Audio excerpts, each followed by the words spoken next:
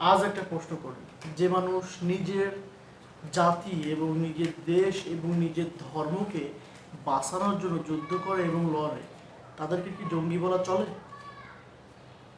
এবং যারা বহিরাগত দেশে এসে বোমা ফেলে এবং সেখানকার সামরিক বাহিনীকে হত্যা করে, মুসলিমদেরকে হত্যা করে এবং তাদেরকে বলা হয় শান্তির বাহক, এটা কি পৃথিবীর নিয়ম? আসুন বাস্তবতা দেখি।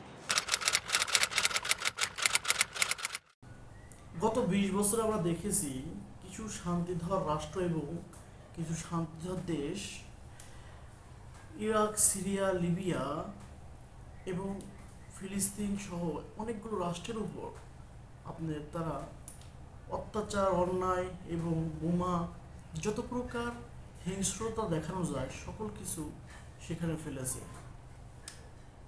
এর ফলাফল কি হলো? চলুন ফলাফলটা দেখি।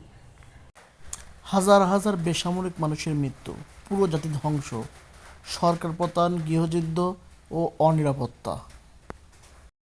এত কিছুর পরেও যারা দেশ রক্ষায় জন্য লড়ল তাদেরকে বলা হলো জঙ্গি, এবং যারা সন্ত্রাসী হামলা এবং সন্ত্রাসী কর্মকাণ্ড চালালো তাদেরকে আমরা বলি মহান। এই সম্পর্কে আল্লাহ তাআলা কুরআনে বলেছে। চলুন কুরআনে আল্লাহ তাআলা সূরা মাইদার 32 নম্বর আয়াতে কি বলেছে সেটা দেখে আসি। বিসমিল্লাহির রহমানির রহিম।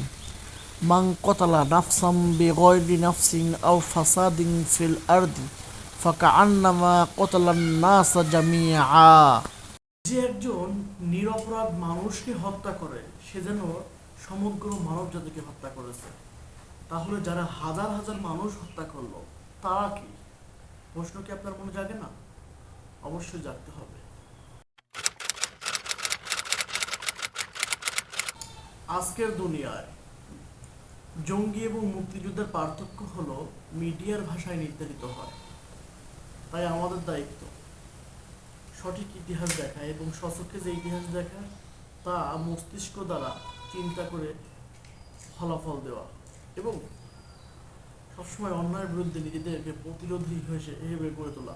এবং শেষ কথা হলো, তুমি যদি সত্য জানো এবং সত্য বলো তাহলে সম্মান পাবে না এবং তুমি ভয়ও পাবে না, এবং তুমি যদি সত্য জানো তাহলে চোখ বন্ধ করেও থেকো না। পরিশেষে আপনারা আমার চ্যানেলটাকে সাবস্ক্রাইব করুন এবং আমার পেজটাকে ফলো করুন, পাশে থেকে সাপোর্ট করুন। ভালো থাকুন, সুস্থ থাকুন। আসসালামু আলাইকুম।